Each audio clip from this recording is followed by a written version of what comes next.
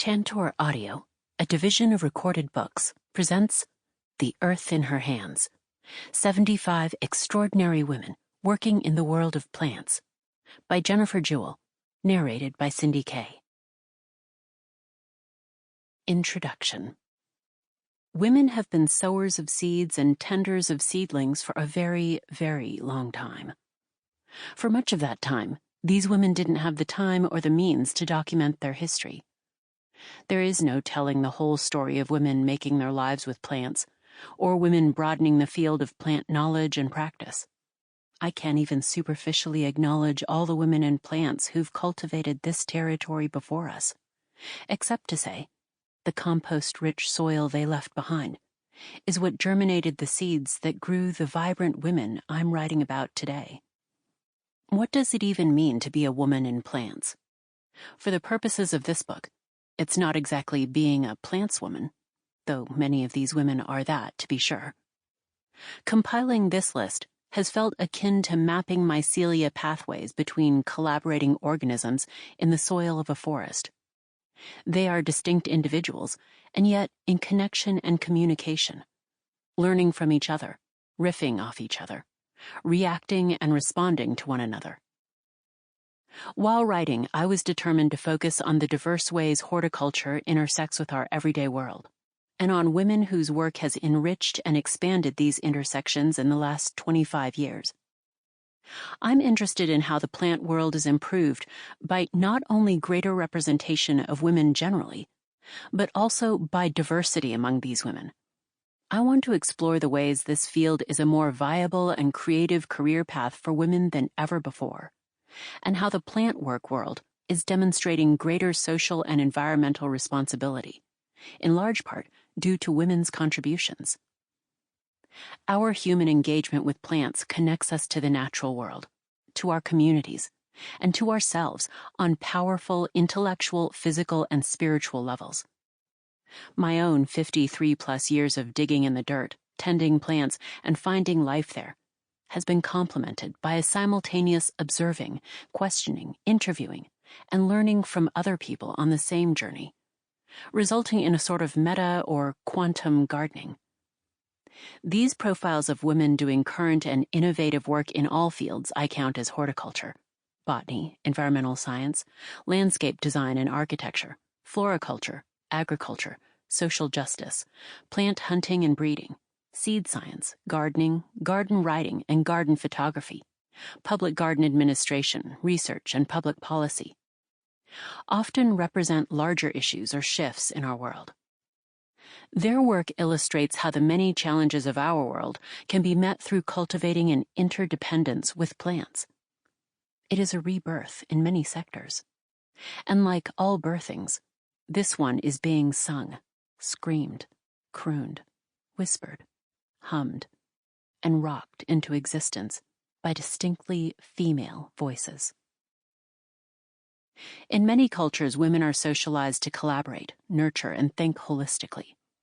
We tend to employ systems thinking, which is related to a multitasking mentality. These 75 women are smart enough to be wary of the constraints of binary thinking and reverse bias. They hope that more women of all kinds, in all fields of study, will forge greater balance in how we approach life's challenges as a community.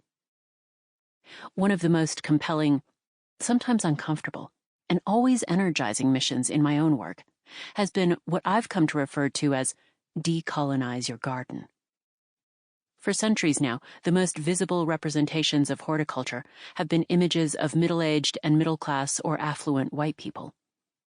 But horticulture is a human impulse, in all cultures, in all times, practiced, codified, ritualized, and valued across any and all social boundaries. I find it eye-opening to interrogate myself about my own biases, while striving to never inappropriately use or appropriate others' cultural ways of being and knowing. These are tricky, winding pathways, but important to navigate with humility, openness, respect, and acknowledgement. A note on other biases. I'm a white, middle-class, middle-aged, cisgender woman who loves this planet, her plants, landscapes, gardens, and all her people. but especially her plant-loving people. While I've chosen for the sake of simplicity to use the standard pronouns she, he, they, I embrace and applaud a wide, inclusive view of gender and sentient life. Our physiological ranks include all beautiful manner of non-binary beings, and I aim to advance and celebrate a feminine principle while encouraging ever greater balance and broader diversity in all fields. The hardest part of writing this book was choosing the women to include. For every woman here, there are many more who could be. But constraints are both necessary and useful. I limited the geographic scope to the world I know best, with representatives from the United States, England, Ireland, Wales, Canada, Australia, India, and Japan.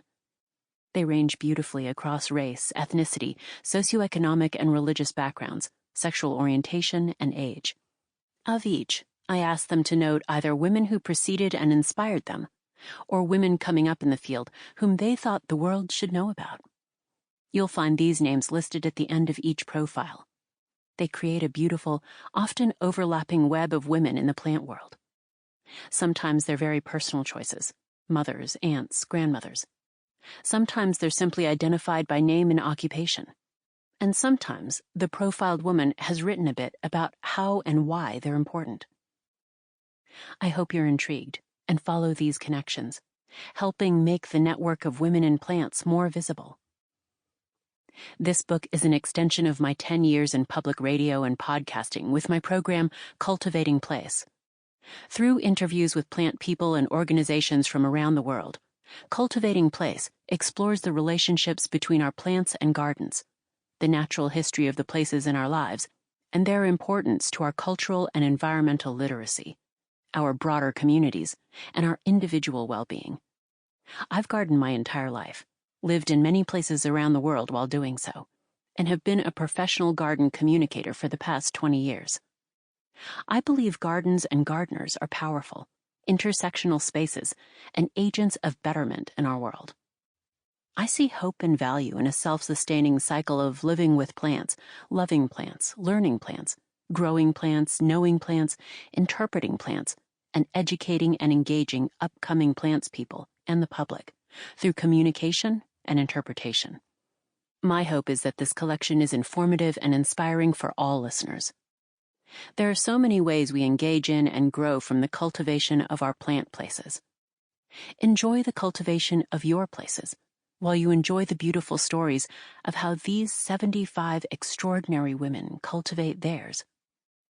One handful of plant-rich earth at a time. Jennifer Jewell. Leslie Bennett.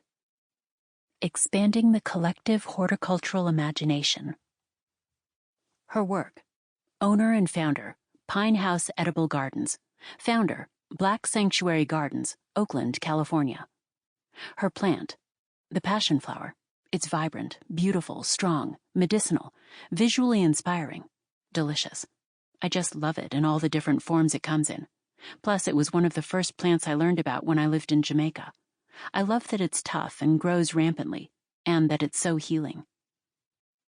Her plant journey: Leslie designs, installs, and maintains edible landscapes that are both beautiful and productive, including plants that can be harvested for food, medicine, and beauty.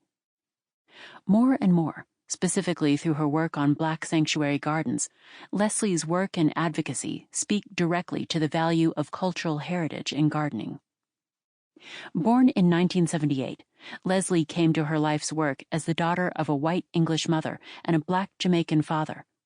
Her mother read Beatrix Potter aloud, instilled a love of gardening and stewed rhubarb over ice cream, and taught her the native plant names of Leslie's childhood home in Palo Alto, California. Her father would make lemongrass tea, known as fever grass in Jamaica, to comfort her through cough and fever. She graduated from Harvard College with a degree in environmental science, with a specific focus in how environmentalism interfaces with social justice. She achieved her law degree from Columbia University and then her master's in law from University College London, where she focused on issues of cultural property and landscape preservation. I wanted to bring these lenses into the garden, I did and do find it really interesting to consider how people's collective heritage and collective identity affect how their landscapes look, how they treat, use, and value their landscapes, public and private. In England, Leslie worked for the USDA's Foreign Agricultural Service and took on volunteer positions as a woofer, willing workers on organic farms. While working on a permaculture course at a Herefordshire apple orchard, Leslie realized she wanted to make living on farms and working for food her life. But she had some family traditions to reckon with first. On the Jamaican side of Leslie's family, working as a gardener or land-based person wasn't a source of pride. It didn't represent progress as a people, as a family. She recalls, to leave law and become a farmer and gardener, I had to question a lot of things. What is happiness? What is success? What is important to me? After several years of a self-directed farm, garden, and growing education in the form of apprenticeships in Jamaica and Nevada County, California, her career moved quickly. She founded her first business, Star Apple Edible Gardens, co-wrote her first book, The Beautiful Edible Garden, 2013, and moved on to founding her second business, Pine House Edible Gardens. Early Victorians used the term pine house for conservatories, which were often built to grow pineapples, a plant the colonial plant hunting turn of the 18th century English adored and coveted. This was a moment where Jamaica and England met in the horticultural world, and while there are a lot of layers to that story, I chose the name anyway, because I continue to find that moment where cultures come together around plants to be really interesting. It is complex. There's cruelty, pain, and exploitation. And there's also rich exchange. One of the more exciting explorations in Leslie's work, dating back to her early legal academic life, is wrapped up in her interest in cultural property, things like national parks, state trees or flowers, skylines, coastlines, and concepts that are owned by whole cultures. What and who is a gardener, and who are gardens for? Leslie muses.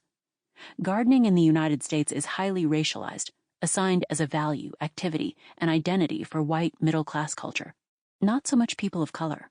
And yet, we all garden. Unsaid cultural tags get assigned. Whose cultural property is this? And who decided this? As I've worked in this field, it's become apparent to me how important it is to reframe edible gardening, and gardening generally.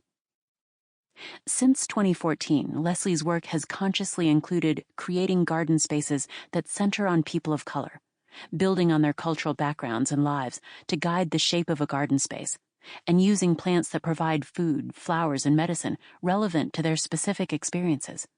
In other words, in my garden design work, I'm trying to literally make space for people of color in the landscape of American gardening. Leslie puts her name, face, and voice out there in the world as a model of what a Black woman gardener, designer, and businesswoman looks like and can accomplish.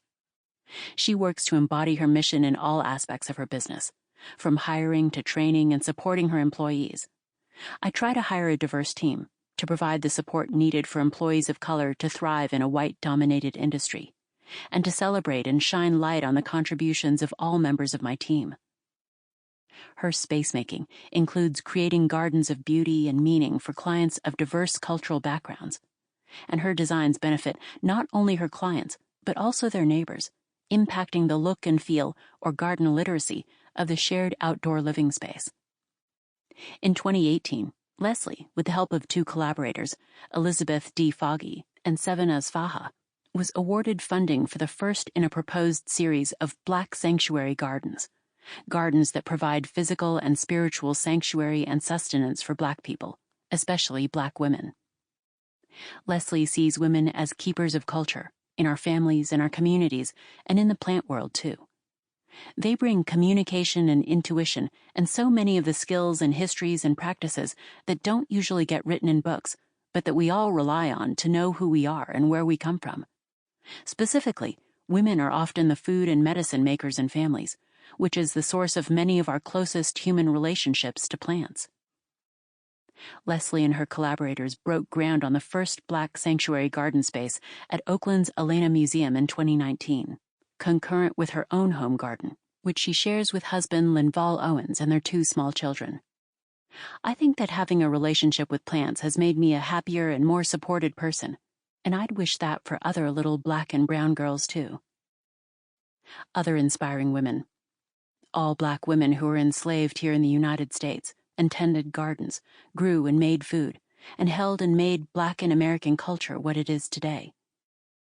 Rue Mapp, founder and executive director of Outdoor Afro Network, where Black people and nature meet. Kristen Leach, founder and farmer, Now Move Farm, growing predominantly crops of the Asian diaspora, based in Northern California. Erin Benzakein, Flowers are Food for the Soul. Her work, owner and founder, Floret Flower Farm, Skagit Valley, Washington. Her plant?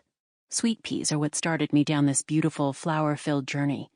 Their scent reminds me of my great-grandmother and brings back happy memories of my time spent with her. Her plant journey. A flower farming revolution has been sweeping across the world these past few years, and one of the leading U.S.-based names associated with this revolution is Erin Benzakein. In 2008, Erin and her husband, Chris, began a very seedling-sized version of what is now the well-known Floret, self-described as a family-run flower farm specializing in growing unique, uncommon, and heirloom flowers. Our thriving research and education farm is dedicated to giving flower lovers the tools and information they need to grow the gardens of their dreams. Based in a fertile and historic flower-growing region, Floret is at the heart of encouraging and educating budding and established flower farmers and farmer florists on the whens, whys, and hows of getting started and making a go of a farm-based floral business. Erin was introduced to the wonder and love of flowers and plants by her beloved great-grandmother. Having started her cut flower farm and business serving florists, event planners, and retail businesses, she expanded Floret in 2013 to include a series of educational workshops held several times a year on the farm, and aimed at introducing beginning flower farmers and florists to the work. Through our workshops, flower lovers not only learned about flowers, but also had the opportunity to find their flower tribe. As the workshops grew in number and popularity, the press they received helped spread the word about local, seasonal flowers and the rise of creative female entrepreneurs combining their love of flowers with business. Out of more than 500 people who attended the in-person workshops in the 4 years they were held, about 95% of them were women looking to build community-based, creative, flexible, and soul-feeding work for themselves and their families. I've watched hundreds of amazing women uncover their passions and learn how to grow businesses that not only light them up and make a difference in the world, but also generate a viable source of income. This new generation of flower growers and consumers is much more in tune with nature and committed to cultivating beauty without the use of harmful chemicals. They're much more aware of their choices and how they will impact their children, their communities, and the environment. The Floret team gets hundreds of emails every month from flower lovers all over the world, sharing how flowers have changed their lives. And nothing, says Erin, makes me happier than knowing our work has such a profound impact. Erin's first book, Floret Farm's Cut Flower Garden, 2017, aimed at new flower growers, is centered on Erin's actual farm, from planning and seed selection to sourcing, planting, harvesting, and arranging blooms. Although Erin started with cut flowers for weddings, markets, and grocery stores, she was always trying new things. In the fringe hours, I was always working on a new project. Most of them revolved around variety trials and writing, two of my favorite things to do. I love farming, but even more, I love to do research and share what I've learned with others. As the business world has evolved, our focus has shifted to education. I know how difficult it can be to grow a flower business, and I wanted to make the process easier for the next generation of flower farmers and farmer florists than it was for me. While writing her book, it became clear to Erin how limited home gardeners really were when it came to sourcing specialty cut flower seeds. In order to make her favorite flowers available to others, she realized she would have to start a seed company of her own. We're heading into our 4th year selling seeds, and I'm blown away by the level of interest and demand. It has far surpassed my wildest dreams. If you would have told me a decade ago that all of my obsessive trials and note-taking would have led to this, I never would have believed you. It's truly a dream come true. In 2017, Erin and Chris bought an adjacent 25-acre farm in order to expand Floret once more. this time moving more fully into specialty flower seed production, trials, and research. She wants to encourage aspiring flower farmers, florists, and other creatives to follow their dreams and live their passion. She hopes her work, her blog, website, books, and online flower farming course will help others avoid the costly and discouraging mistakes she made and get pointed in the right direction growing flowers of their own. Erin's second book, A Year in Flowers, is due out in the spring of 2020. Other aspiring women. Ariella Chezar, American floral designer and flower farmer. Discovering the work of Ariella completely changed my life.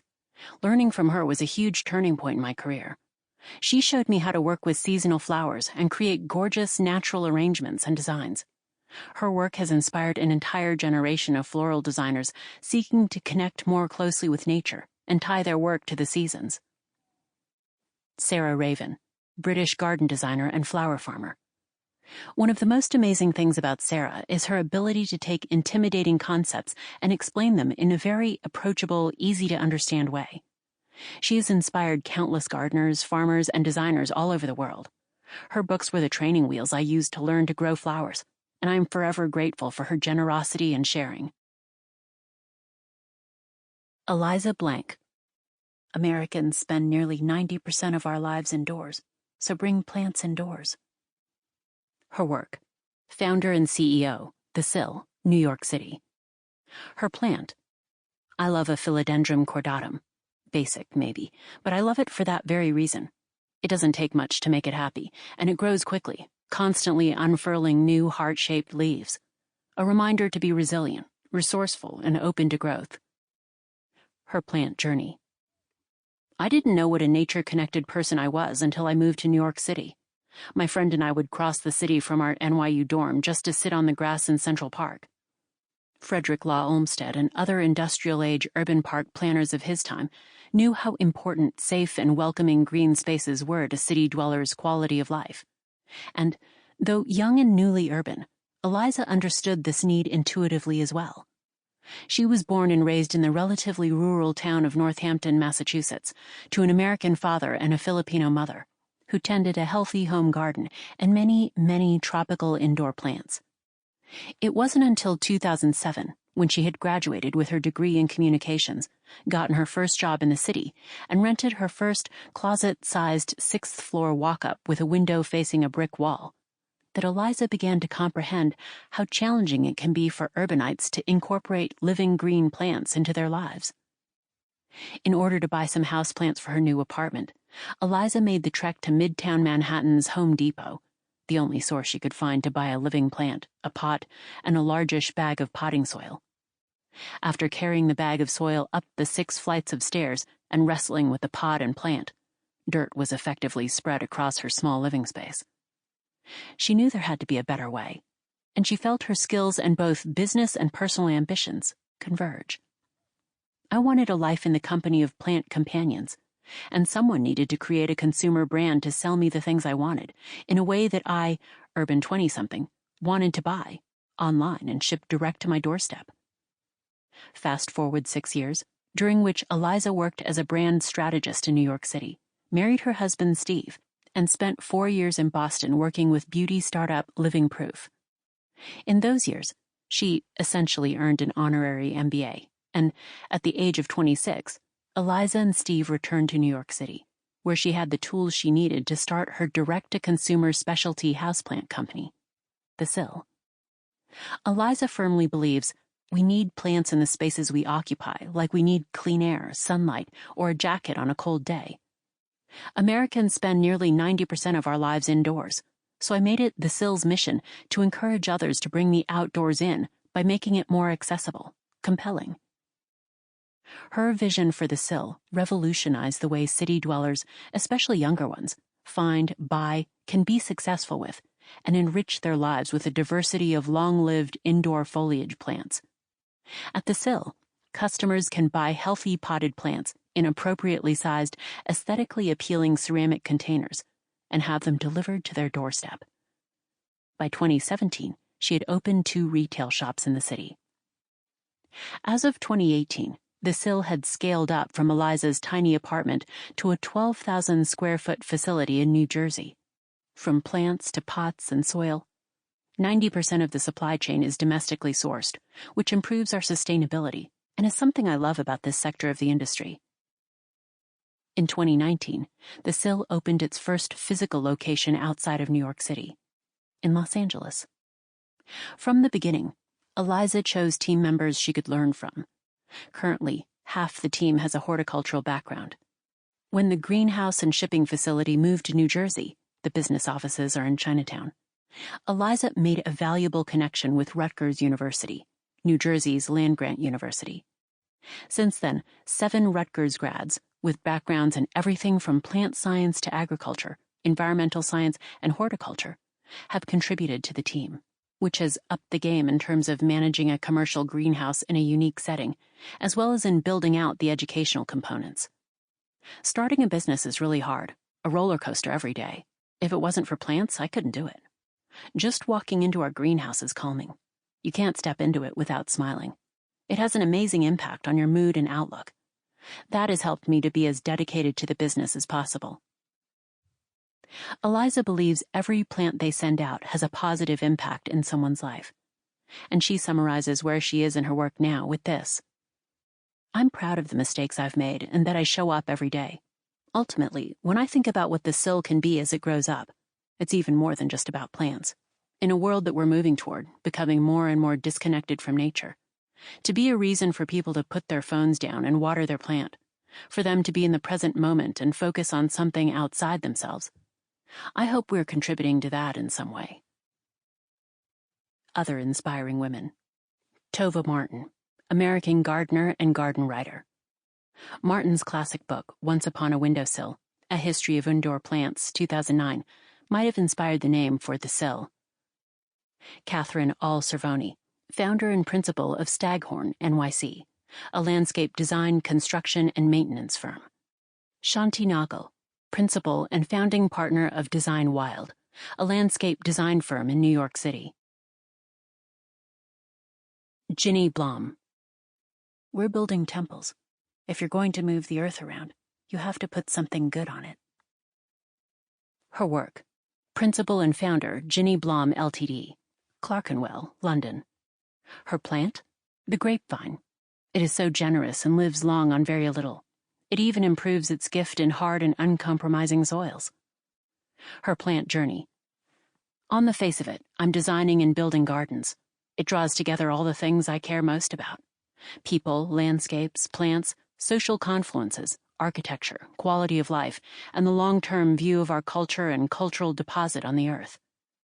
Jenny Blom was born in Leamington Spa, Warwickshire, to an English and Scandinavian self-taught engineer father and a musical French mother who was a keen gardener.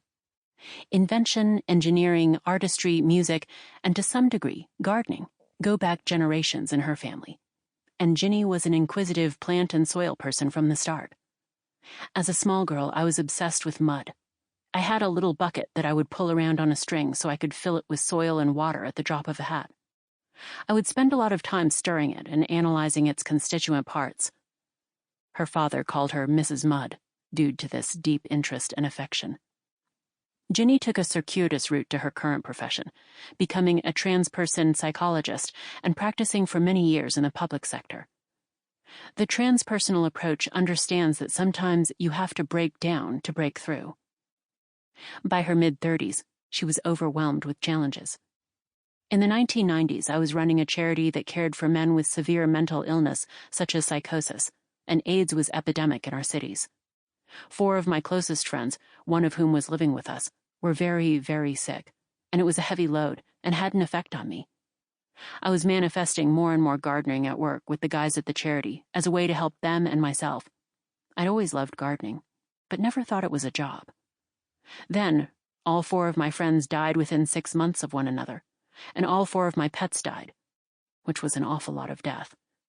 I took a break to Picos de Europa National Park in Spain and sat up on a mountain for days, till a little voice in my head literally said, "Be a gardener, be a gardener."